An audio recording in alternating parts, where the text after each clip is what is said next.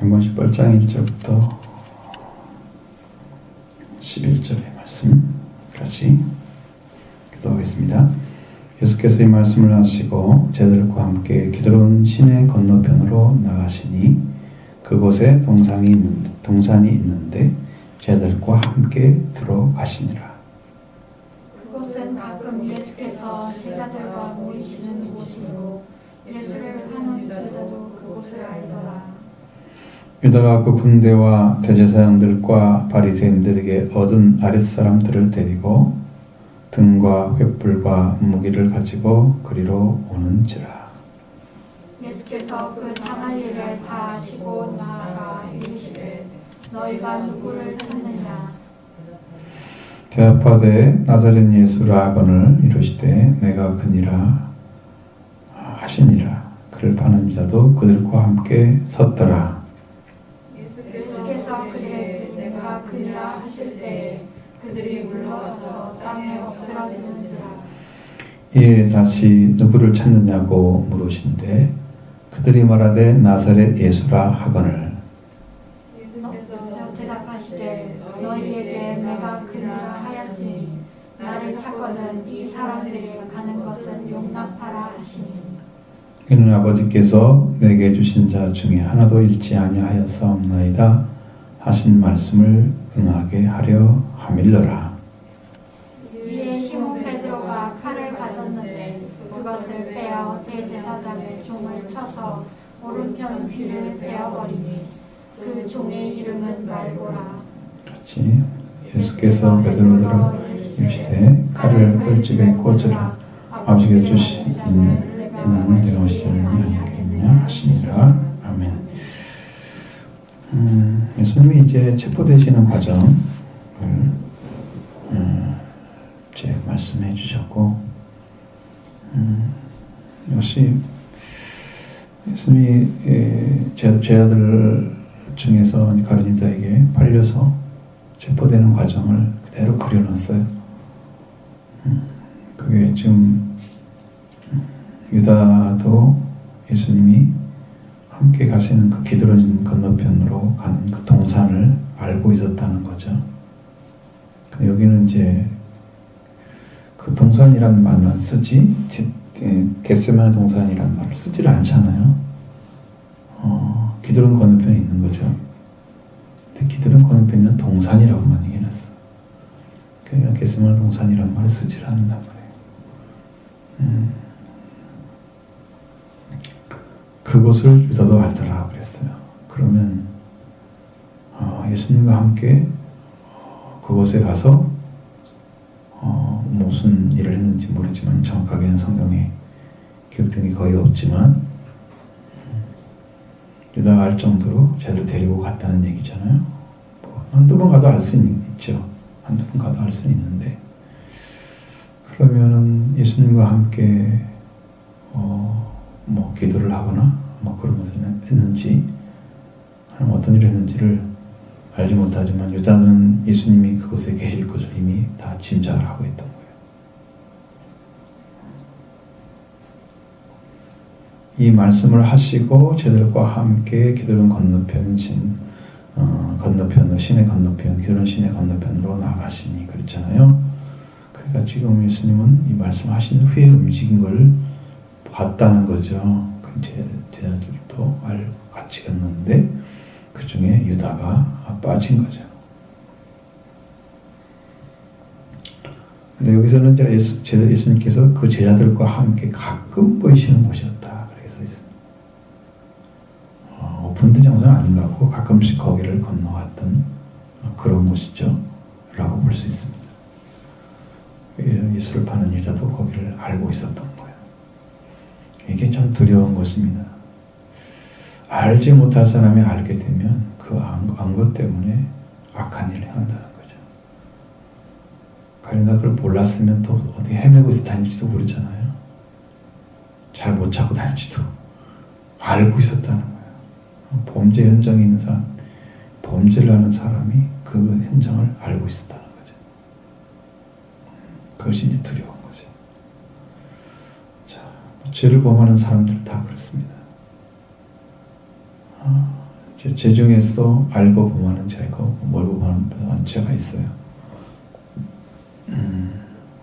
고범죄는 용서받지 못하는, 실수로 저지른 죄들은 알지 못하기 때문에 본인이 부지중의 죄를 범하면 나중에 그걸 알게 되면 거기다가 속건죄를 드리라고 말씀하잖아요. 그러니까 용서받을 수 있어요. 모르고 있다가 말씀을 어긴 게 다 기억이 나거든요. 속건죄물 드려라. 그래서 말씀하시고, 알고 짓는 죄는 용서받을 수가 없는 거죠. 그러니까 그걸 알았다고 하면은 그 아는 것으로 인해서 예수님을 파는 일을 벌이잖아요. 그게 알고 짓는 죄예요. 고의로 거기 간지를 알고 거기 찾으러 거기로 가시는 거예요. 만나서 예수님 체포하려고. 그게 범죄하는 모습이에요. 제자들 사이에 끼어서 제자로 부름받고 살았던 가룟 유다가 군대, 그 예수님이 간 것을 알고 예수님 그 군대와 대장들과 바리새인들에게 얻은 아랫사람들을 데리고 등과 횃불과 무기를 가지고 그리로 왔다 그랬어요. 그러니 군대의 힘으로 제압해 보려고 한 거죠. 아랫사람 데리고 등불도 있어야 되고 횃불도 있어야 되고, 그리고 무기도 가지고 왔어요. 네, 군대니까 무기가 필요하죠. 군이 아닌 사람은 무기를 안 가지고 다니잖아요, 거의요. 근데 군이 데려갔으니까 그 무기가 당연히 있고, 또 밤이니까 등과 횃불이 필요한 거고, 그래서 예수님을 데리러 온 거예요.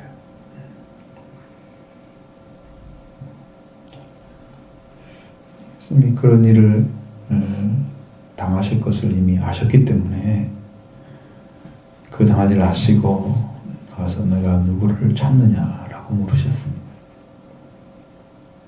찾는 이가 있기 때문에 온 거죠. 괜히 왔어요. 근데 이제 그래서 대답하지 않고, 가룟 유다가 말았다는 말은 안 써 있잖아요. 가룟 유다가 누구를 찾느냐 했을 때는 대답하되 나사렛 예수를 하거늘 내가 그다. 딱 큰 소리로 딱 예수님 나타나셨죠. 예수 그를 파는 유다도 그들과 함께 섰더라. 서 있었던 거지. 거기서 물론 같이 함께 나사렛 예수라고 말할 수 있겠지만, 그러나 그 일을 얘기한 사람들은 다른 사람이 주가 됐을 거예요. 왜? 가룟 유다는 이미 팔기로 되어 있었잖아요. 그러니까 그가 자기 말을 할 필요는 없잖아. 다른 사람이 그 얘기를 할 수 있을 거란 말이죠. 다른 사람이 저도 그들과 함께 서 있었습니다. 예수님을 파는 현장에 같이 있었던 거죠. 그러나 그걸 제안한 사람이 가룟 유다이기 때문에 그가 아무 말도 하지 않았다고 해서 죄가 없어지는 게 아니에요. 예수님 파는 그 시작은 가룟 유다부터 시작됐어요. 그런데 가룟 유다가 시작이 아니죠. 누가 시작입니까? 예수를 팔려는 마음을 넣었더니 사탄이, 마귀가 시작이죠. 예수를 죽이는 것은 마귀의 시작입니다. 그러니까 마귀를 멸해야만 이 완전한 예수님의 대역자가 사라지는 거죠. 원수를 완전히 제거하는 거죠. 마귀를 쳐야만 되는 거죠. 가룟 유다 한 사람으로 되는 게 아니야. 싸울 수 있는 대상이 가룟 유다가 아니에요. 가룟 유다를 사용하는 마귀예요. 가룟 유다도 사용이 됐어요. 마귀에게. 그건 무슨 문제가 있는 거예요? 하나님의 말씀 가지고 하나님 자신이 인간이 돼서 오셨는데 그 하나님과 함께 있으면서 범죄를 저지르고 있다고 하는 사실은 아주 놀라운 일입니다. 주님이 몰라서 놔두지 않으셨을 거고, 요한복음 6장 같은 데 보면 너희 중에 하나는 마귀니라 그렇게 말씀할 정도로 확실하게 드러내셨거든요. 그런데도 자신이 마귀라고 생각하고 있었을까요? 아니에요. 위선자이죠. 나는 아니야. 스스로 자기를 부인했을 것입니다. 그런데도 범죄 현장에 같이 서 있는 거죠. 그 사람이. 예수님을 유다를 나를 죽인 원흉으로 알고 유다를 치고 그렇게 해서 문제를 해결하는 것이 아니고 유다가 하는 것에 대해서 그냥 받아들이는 거예요. 그 가장 기초는 유다가 아니고 예수를 팔려는 마음을 넣고 그 다음에 사탄이 그에게 들어갔어요. 사탄인 거죠. 유다가 아니고. 그러면 사탄을 완전히 받아들이는 상태에 유다가 예수 그리스도를 팔고 있는 것입니다. 그러니까 예수님의 생명을 아무렇게나 다룰 수 있는 사탄의 역사. 그리고 예수님은 이제 허락한 날이 3일 동안 있기 때문에 그 날을 그냥 마치 진 존재처럼 그냥 주는 거죠. 그렇게 해서 이제 예수님이 체포가 되시면 체포된 후로 예수님 3일 동안 고난의 경험을 사시고 사흘 후에 부활이 이루어지기 때문에 그 기간 동안에 이루어지는 일에 대해서는 다 받아들이는 거예요. 가룟 유다도 그래도 용납을 하는 거지. 왜? 그 3일 안에 들어가 있는 거예요. 유다가 하는 일이. 나사렛 예수라 라고 대답했을 때 내가 그니라 하는 말 한마디로 했을 때 그들이 물러가 땅에 엎드러졌다고 얘기하고 있습니다. 그러니까 그분 앞에 서 있는 사람들은 그의 말씀 한마디로 완전히 산산조각 나는 거예요. 실제로는.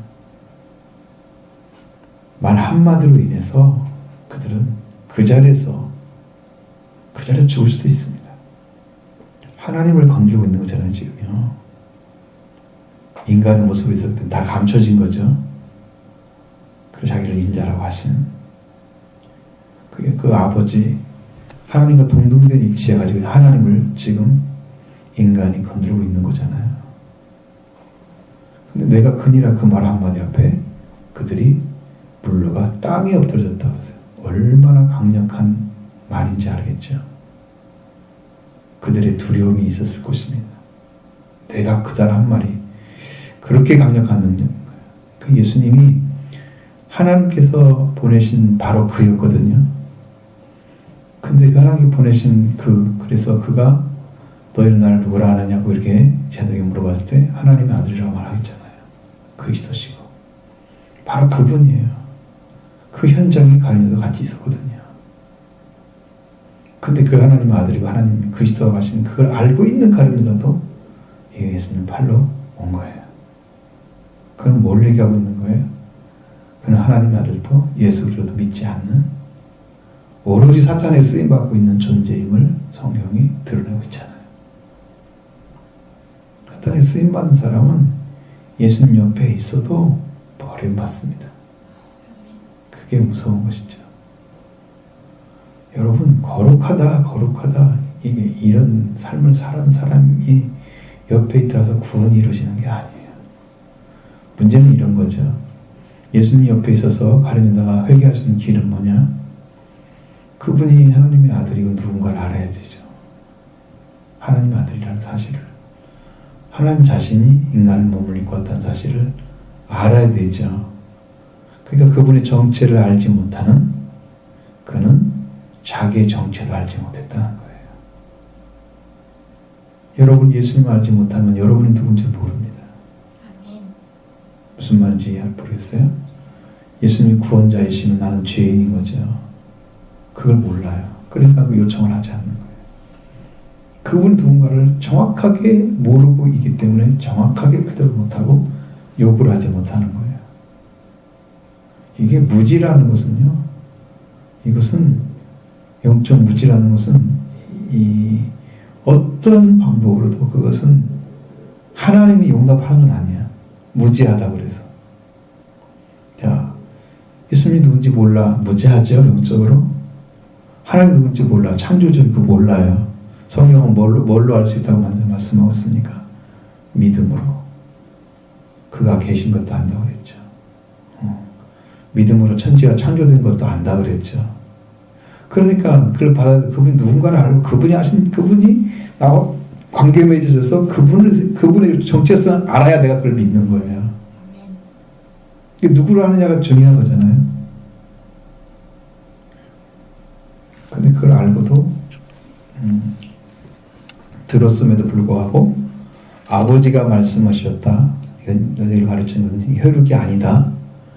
그렇게 예수님께서 베드로에게 얘기했는데 그런 고백, 아버지를 통해서 주신 고백을 예수님이 정체성에 대해서 얘기해 줬는데도 그는 그걸 받아들이지 않았다는 거죠. 그리고 예수를 팔자로 나타나고 있습니다. 이게 두려운 것입니다. 그래서 어떤 분 옆에 누가 살았다 그런데 그것이 관계가 맺어지려면 뭐를 해야 되냐 그러면 그분을 세운 것을 인정하고 받아들이는 것밖에 없어요. 예를 들면 세례 요한이 세워졌다. 이사야가 전했던 그분이 바로 그 말씀을 하신 분이 그분이다. 그라고 지명해 주잖아요. 그러면 그걸 인정해 줘야 돼요, 여러분이. 그래야 그 말씀이 들어와서 여러분을 살리는 거죠. 예수 그리스도 하나님의 아들이 하나님 자신이 와서 계신데도 가르치다가 그분을 믿지 않는다면 그는 그를 죽일 수는 있어도 살리는 일을 하지 않는 거죠. 죽음에 동참하고 있는 거예요. 이렇게 되는 거예요. 여러분 있는 걸 인정하지 않으면 아무런 일도 안 벌어진다는 걸 아셔야 돼요. 예수님 하나님의 아들임을 여러분이 확실하게 인정하셔야 돼요. 시인하셔야 돼요. 분명하신 분입니다. 하나님 나를 보낸 예수 그리스도 바로 이분입니다. 내가 그니라도 그가 누군가를 모르고 있잖아요. 지금 나사렛 예수. 가령 그걸 알았을까요? 하나님 보내신 자를 모르잖아요. 그런 사람들 찾는 놈은 뭘 찾아요? 예수라는 이름이 너무 많으니까 그 중에 나사렛에서 온 사람 예수라는 말을 붙이는 거죠. 지명을 붙여가지고. 그래야 조금 두하게 되죠. 이름이 똑같은 사람이 여럿이 있어. 그러면 어디서 온 누구야? 그러면 어디 누구입니다. 이렇게. 똑같은 이름이 3명이 있어. 그러면 3명이 다 어디를 붙여야 돼? 자기 동네를 붙여야 돼. 같은 동네면 어떻게 해야 돼? 아버지 누군가를 얘기해야 돼. 이제. 정체를 알아야 되니까. 그렇게 할 수 있어요. 자기를 알려줘.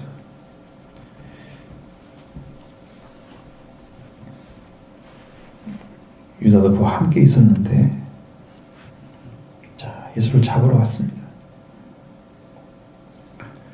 예수님께서 말씀하십니다. 내가 큰 일을 할 때 그들이 물러 땅에 엎드려지죠. 그런데 다시 물어봤습니다. 다시 누구를 찾느냐고 물으셨습니다. 그들이 말하되 나사렛 예수라.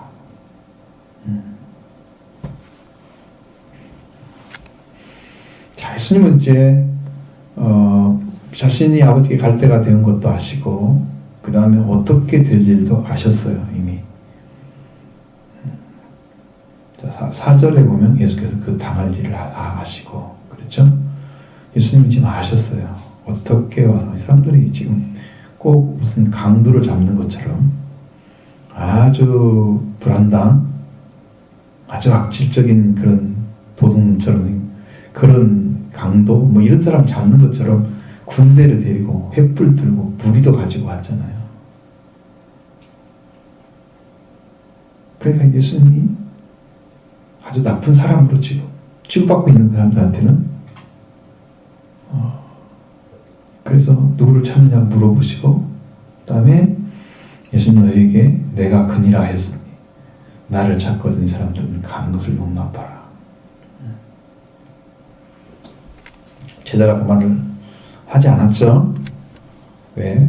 제자란 말을 인정하지 않을 거니까 그들이 할 필요가 없죠. 이 사람들, 내 옆에 있는 사람들 좀 각인하더라. 이렇게. 네가 나를 찾았지 내 제자는 상관없는 거지. 내 제자를 찾은 건 아니니까 나를 찾거든 이 사람들을 가는 것을 용납하라. 그래서 제자를 지금 챙기고 있죠. 그들을 보내는 것입니다. 근데 예수님이 이제 제자를 챙기는 이유 중에 하나는 그 제자들이 앞으로 해야 될 일이 많습니다. 중요한 역할을 해야 되겠죠.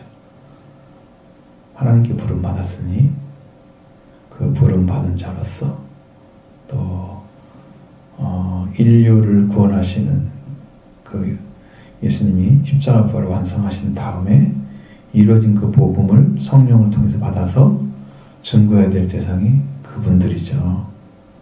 그러니까 그들은 놔둬야 되죠. 언제 또 3년 동안 또 기다렸다가 그들을 또 키워낼 수 있겠어요? 예수님이 돌아가신 다음에, 부활하신 다음에는 육체가 아니시기 때문에, 변화된 몸이시기 때문에 이 땅에 계시면 그걸 할 수가 없어요. 그러니 한번 죽으신 다음에 또 저를 부를 수는 없는 거예요. 그러니까 지금 제자들은 놔줘야 돼요. 왜? 그들이 자유롭게 가서 나중에 이제 예수님이 그를 찾아가서 그를 부활시켜 주시고 관계 회복시켜 주시고 성령 받는 일 시켜야 됩니다. 그 작업이 남아있는 자들이니까 주님은 그들을 놔주라고 말씀하시죠.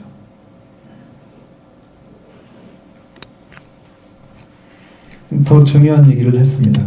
하시면 9절의 말씀에는 이는 아버지께서 너에게 주신 자 중에 하나도 잃지 아니하였사옵나이다 하신 말씀을 응하게 하려 했다. 그렇게 얘기하고 있습니다. 자, 여러분들 17장에서 보면은 그 내용 중에 하나도 잃지 않고 다 아버지 이름으로 보존되기를 기도했던 말씀이 12절에 나와 있거든요.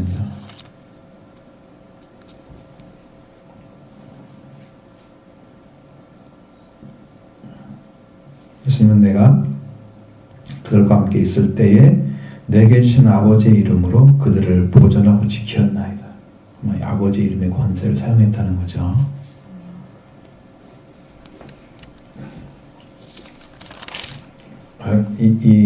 어떤 권세가 있으면 그 권세를 하나님이 허락해 주지 않으시는 한 뛰어넘을 수가 없어요.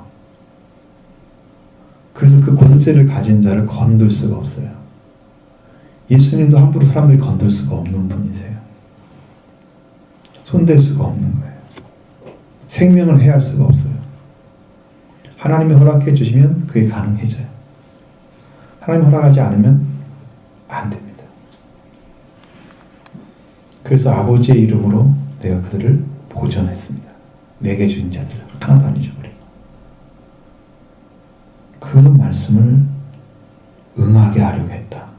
이 말씀이 이루어지도록 하기 위해서 그렇게 했다는 거예요. 그럼 예수님은 어떤 일을 하고 계시냐? 하나님께서 구원하라고 맡겨주신 그 모든 생명들을 다 구원하는 일을 행하고 계시는 거죠. 이게 중요해요. 아버지가 우리를 구원하시는 거지. 구원의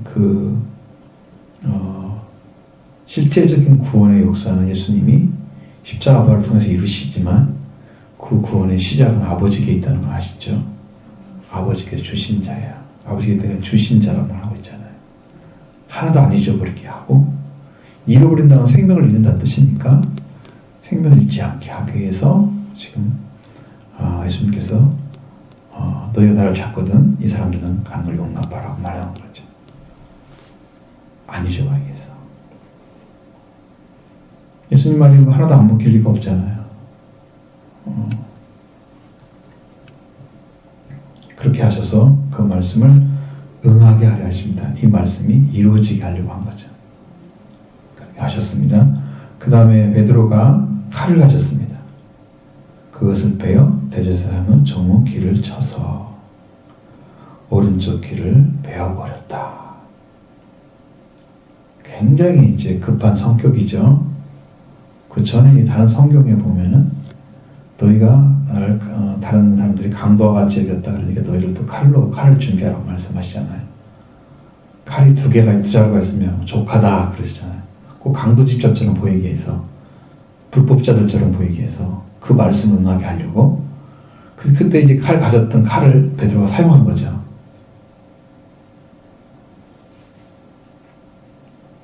시몬 베드로가 칼을 가졌는지라 그것을 빼어 대제사장은 정 귀를 쳐서 오른쪽 귀를 베어버리니 그 정의 이름은 말고라. 참 발굴한 사람이 참 이름이 기록되어 있어요. 참 유명한 사람이죠.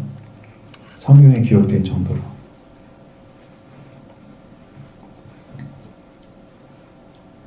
길을 베어버릴 것이면 여러분 최소한의 상의를 입히고잖아요. 목을 쳤다 그러면 피가 그냥 바로 나오겠죠. 팔을 쳤다 보면 완전 불구자가 되는 거잖아요. 귀는 바로 듣지 못하는 거 하나의 문제점이 생기는 거지. 어떤 큰 문제를 만들어오지는 않았단 말이죠. 이것을 통해서 예수님이 그들에게 자기를 해하는 자들을 같이 동등하게 해하도록 하기 위해서 칼을 사용하라고 하시면 쟤도 싸울 거 아니에요. 거기서 당연히 군대들 있으니까 지겠죠. 쟤들이 싸움꾼은 아니잖아요. 칼 두 자루 가지고 어떻게 이겨요? 군대가 왔는데 지금 무기를 다 가지고 있잖아요. 이쪽에는 횃불도 없는데 그리고 와서 막 싸워버리면 바로 전사 다 되겠죠. 전부 다 죽겠죠. 그런 일은 절대 이루지 않으면 안 되죠. 그러니 칼을 도로 꽂으라고 얘기합니다. 그 제자들 중에 여기서 이제 말고란 사람 세상에 길을 어떻게 다른 성경을 보면 그 길을 예수님이 바로 붙였다는 얘기가 나오는데 여기는 그게 안 나오잖아요.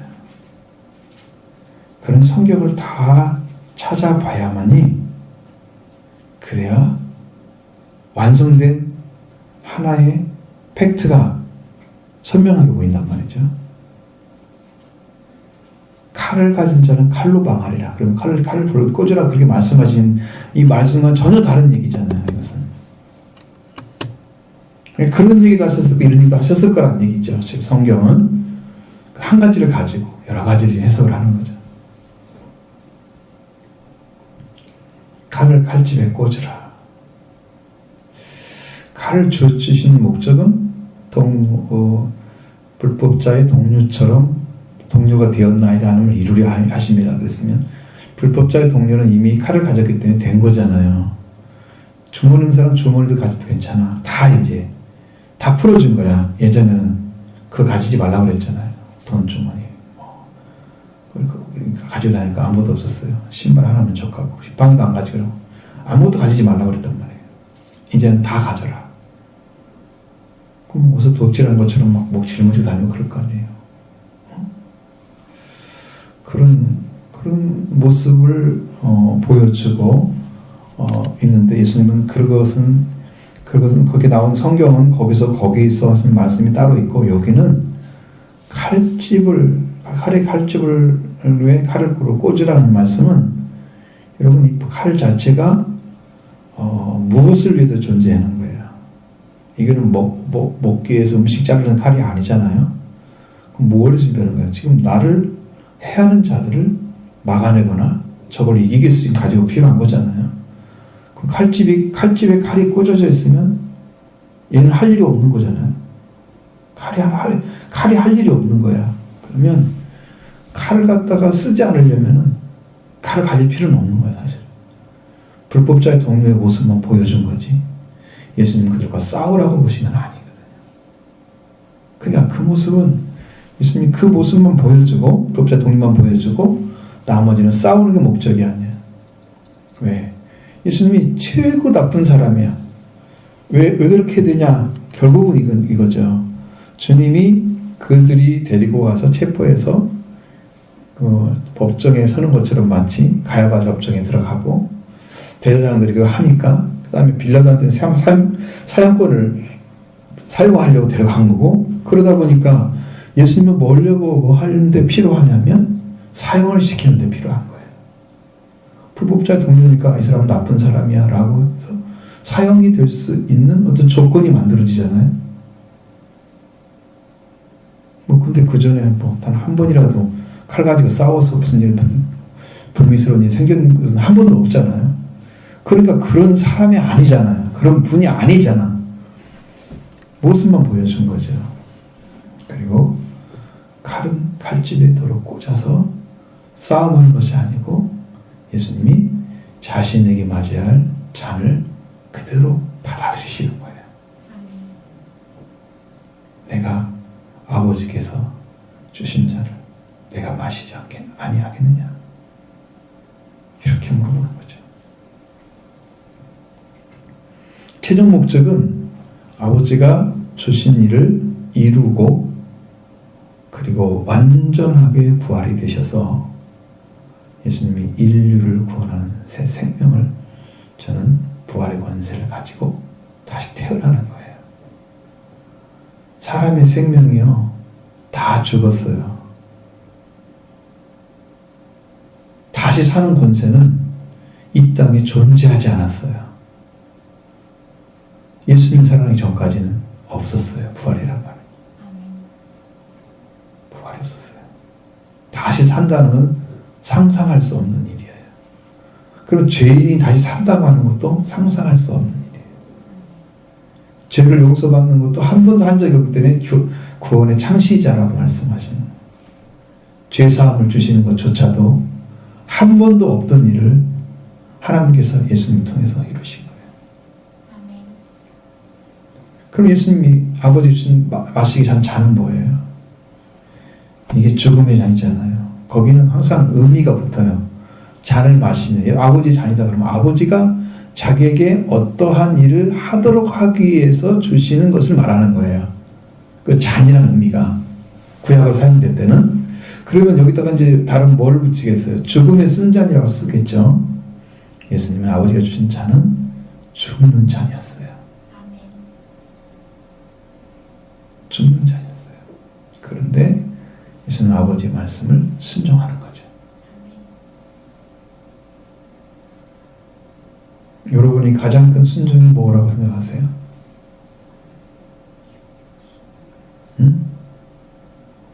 자기 목숨을 바칠 수 있는 순종이 가장 큰 순종이죠.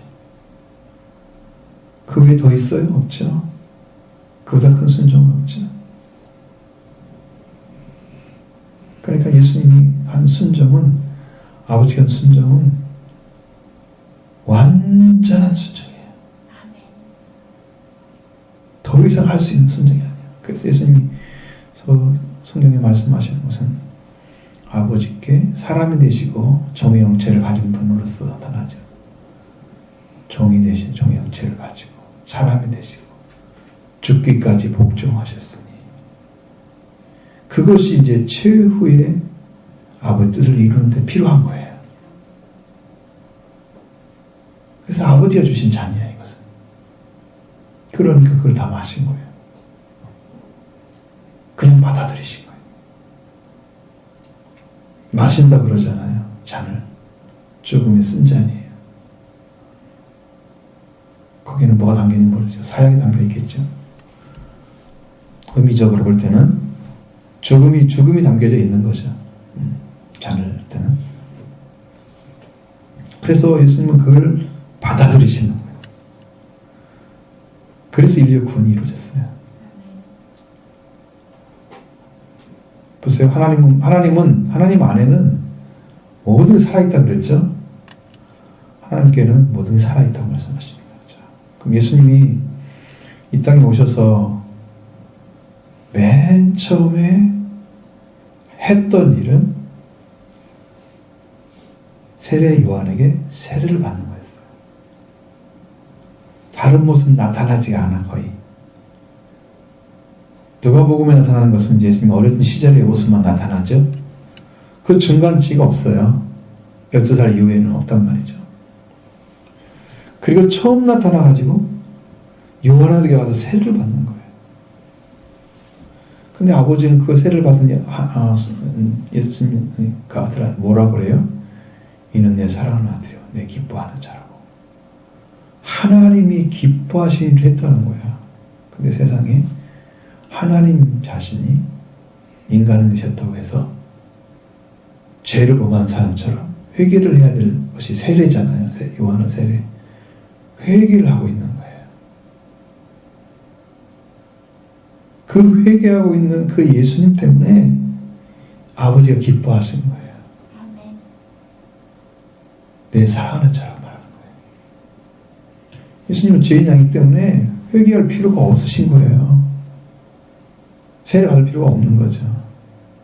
근데 예수님은 그걸 통해서 뭘 보여주냐면 구약의 의를 다 이루시고 구약의 의로움을 세례요한이 받았잖아요. 세례요한이 가지고 있는 의로 회개를 통해서 돌아오는 거죠. 그걸 다 받으시고 자신이 들어가셔서 직접 회개를 하시는 거예요. 그게 세례예요. 예수님의 세례. 세례요한이 받은 세례예요. 그러니 아버지가 기뻐하시는 거죠. 이는 내 사랑하는 내 기뻐하는 자라. 그러니까 아버지가 아들을 보내서 이게 그거야. 그 다음에 두 번째 회개는 뭐냐면 아버지가 주신 잔을 마시는 거예요.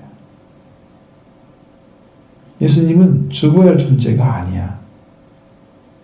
죽지 않아도 되는 말이죠. 왜냐하면 죽음이라는 것은 죄가 있는 자가 죽는 거예요. 예수님은 죄가 없으시니까 죽지 않으셔도 되는 거죠. 그런데 죽음의 잔을 받아드시는 거예요. 아버지의 준 잔을. 이게 두 번째 회개예요. 십자가에서 우리 죄를 대신 지시면서 회개를 하신 거예요. 그것은요, 영어로 말할 수 있어요. 누가 그런 말을 지어내서 알 수 있는 것도 아니야. 이것은요. 예수님이 우리를 위해서 대신해서 우리의 죄를 대신 회개하셨기 때문에 이게 피해자를 드렸잖아요. 그래서 우리 인류가 사는 거예요. 우리도 그래서 피해자를 드려드는 거예요. 아버지, 이 생명, 예수님 우리 보혈이 있잖아요. 씻어주세요. 아버지를 받아들인 예수님이 우리 죄를 대신 지셨거든. 그러니까 우리도 그렇게 기도를 하는 거죠. 하나님, 이 생명 하시죠. 생명 씻어달라고. 주님 흘리셨잖아요. 주님 보혈로. 그 피해자를 돌려드리기 때문에 아버지가 지금 받으신 거잖아요. 그러니까 십자가 하나님께 받으시고 세례도 받으시고 그 예수님 두 번 회개하신 거예요. 우리를 위해서. 그래서 우리가 산 거예요. 작은 일이 아니에요, 이것이요.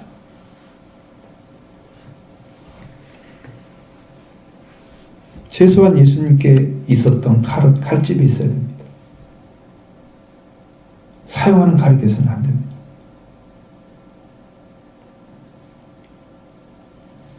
칼을 칼집에 꽂으라고 하십니다.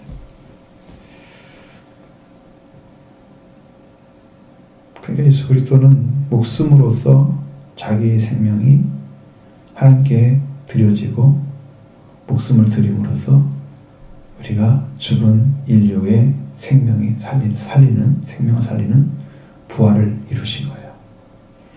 그 주신 하나님께 드린 그 목숨이 더 강력한 부활로 나타났어요. 그보다 큰 무기가 없어요. 부활의 무기. 마귀를 이기는 능력이죠. 그래서 부활하신 예수 그리스도 그 이름이 마귀가 끔찍 못하는 거예요.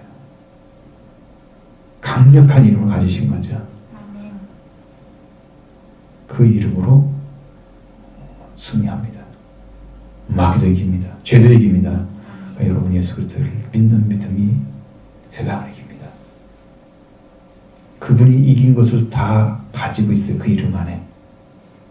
그러니까 그 이름을 의지하고 나갑니다. 승리를 주시는 거죠. 이게 여기 부분을 바로 이것을 이렇게 보셔야 성경이 이 말씀이 예수님이 왜 저렇게 잡혀가고 아주 힘없는 자처럼 그러고 가셨는지를 잘 모른단 말이에요.